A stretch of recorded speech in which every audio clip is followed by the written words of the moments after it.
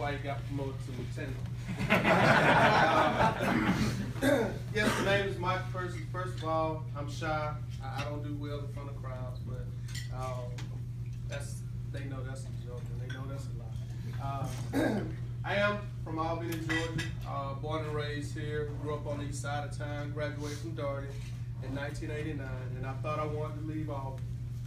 I think after a strong conversation with my mom and my daddy, they changed my mind. So I said, I guess I'll go get a job and go to school.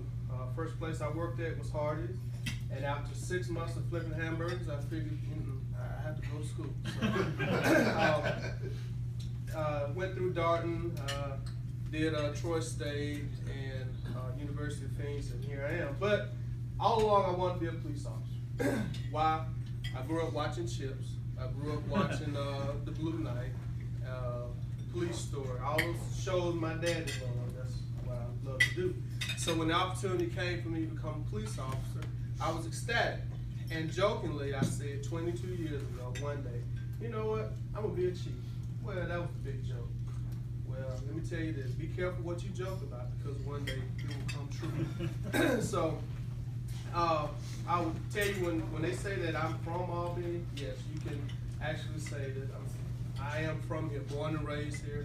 I've been living here all my life, except for some involuntary departures from this country. Thank God I made it back. But with that, I'm here to represent the community. One of the things too that I've seen throughout is I've seen this community change. From the early 70s, how the demographics have shifted all the way into the 90s, and then along with the demographics shifting, how the folks of Albany, I was here when Firestone left. I was here when the naval base, and I can remember seeing the Blue Angels do their final show for that year before they went into training, and I can remember the whole Turner Airfield experience. I can remember growing up with the fireworks at Hugh Mills Stadium, and how the day of the fireworks, you also had the whole, the lime sink, you had a whole bunch of stuff going on. And I can remember during Christmas time, when you had the decorations hanging across the street, that if you drove a semi-truck down the street, you was probably gonna pull some decorations down because they were everywhere. But most of all, I remember Albany being that place where if you lived in Blakely, Georgia, Dawson, Georgia, Sylvester, Leesburg, Moultrie, Tifton, when you were going to town, everybody said they knew you would come to Albany, Georgia. I was there when the movie theater was in the Albany Mall, and when they showed Star Wars the first time. That's how long I have been here in Albany. Loving this city so much is why I stayed. That's why I made it my home. But with the change, I've seen some things change for the worse. I can remember when crack cocaine came in and how it destroyed some neighborhoods bad. And I can remember when, we've always had gangs, but I can remember when the influence of what was happening out in California and up in New York, when it started coming to Albany. And of course, as we all know, we've seen how with industry leaving and then people moving, how this economic downturn has hurt Albany. But I can still tell you it's a good life city. Why?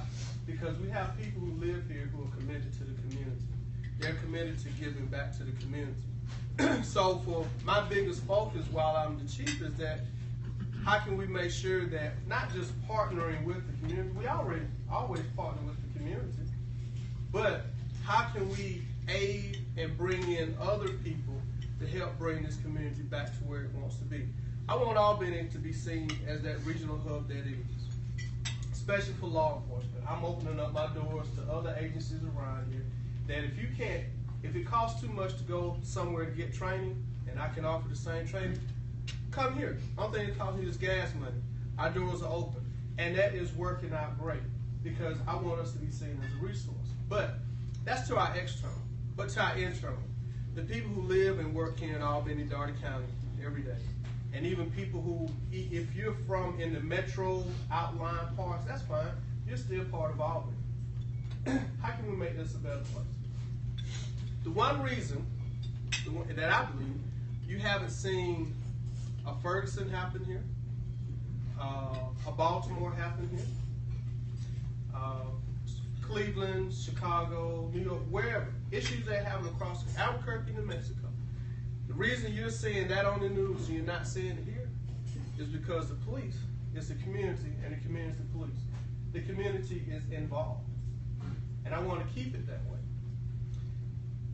I went to a seminar a couple of years ago and I was introduced to the criminal justice system versus the social justice system.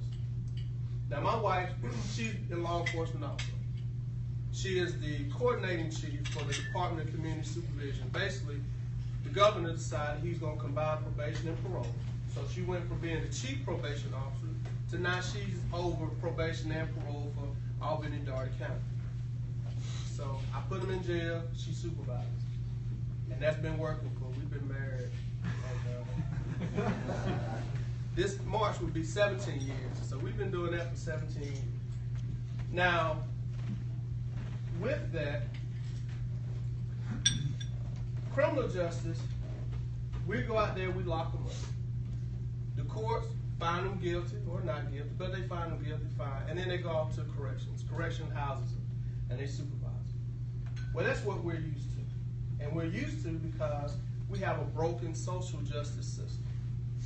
And the social justice system is your family, educational institutions, and your religious institutions. If those three functions worked and worked well, what you need your criminal justice system for? Because if those three functions worked and worked well, the most we'd be regulated to was security guard detail and traffic enforcement. And that's about it. I wouldn't need to be asking for more officers and more resources. I could cut back on the amount of resources and officers I'm getting because we have strong families here. We have a strong educational system, all the way from kindergarten up to college. And we have a very strong religious institution, regardless of what denomination you are. But the fact that churches are involved in teaching right, wrong, morals, and all. So if those three systems work, there wouldn't be, the war on drugs that has been fought for years. The overcrowding in the prison systems, you wouldn't have to worry about that because the community, they're taking care of their problems. So that's where we're at today. How can the community get back involved and help them take care of problems? Because as a police department, we can't do it all. We can't. Here's an example of what you guys did that's related. As of December 31st, the state of Georgia had over 1,300 fatalities from vehicles.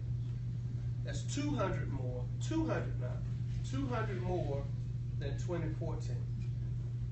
There are some cities in the state of Georgia that their population is less than 200 people. So you're looking at a whole town being wiped out in 1 year. 1,300, those are some population, that's a whole town. Fatality, well, how did that happen? And it could be a myriad of reasons. But from the car safety seat campaign that these guys are doing and you guys put into, we don't know the numbers. But maybe because of what you did, the community being involved will prevent a child from being killed. It will prevent a child from being seriously hurt. It will educate someone, oh, this is how you properly put the car seat in. Because if we teach one person, that person will probably teach several other people. Imagine if we were able to teach that to several of the daycares around town.